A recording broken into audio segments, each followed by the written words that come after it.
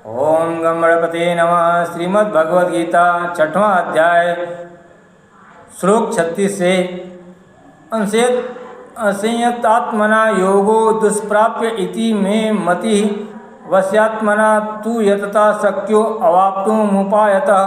जिसका मन वश में किया हुआ नहीं है ऐसे पुरुष द्वारा योग दुष्प्राप्य है, और वश में किए हुए मन वाले प्रयत्नशील पुरुष द्वारा साधन से उसका प्राप्त होना सहज है, यह मेरा मत है।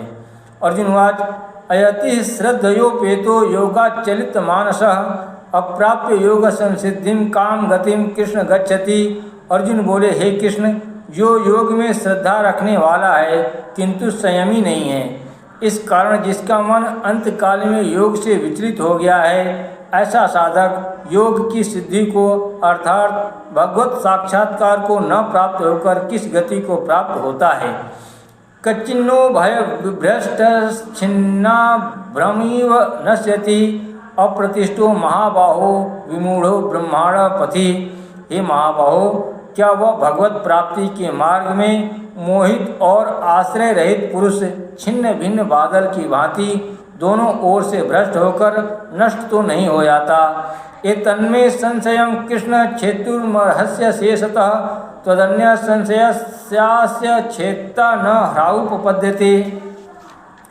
हे कृष्ण, मेरे इस संशय को संपूर्ण रूप से छेदन करने के लिए आप ही योग्य हैं, क्योंकि आपके सिवा दूसरा इस संशय का छेदन करने वाला मिलना संभव नहीं है।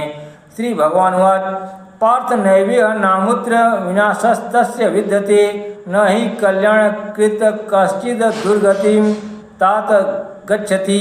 श्री भगवान बोले, हे पार्थ, उस पुरुष का न तो इस लोक में नाश होता है और न परलोक में ही, क्योंकि हे प्यारे, आत्मोद्धार के लिए अर्थात भगवत प्राप्ति के लिए कर्म करने वाला कोई भी मनुष्य दुर्गति को प्राप्त नहीं होता।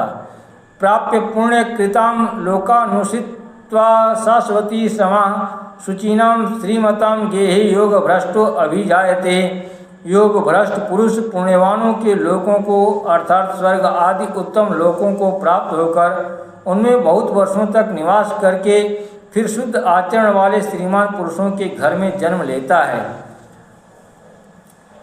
अथवा योगी नामेव कुले भवति धीमताम एतद्धि दुर्लभतरम लोके जन्म यदि दृशम।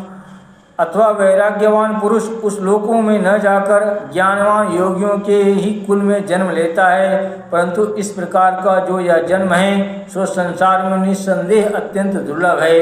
ओम नमः शिवाय।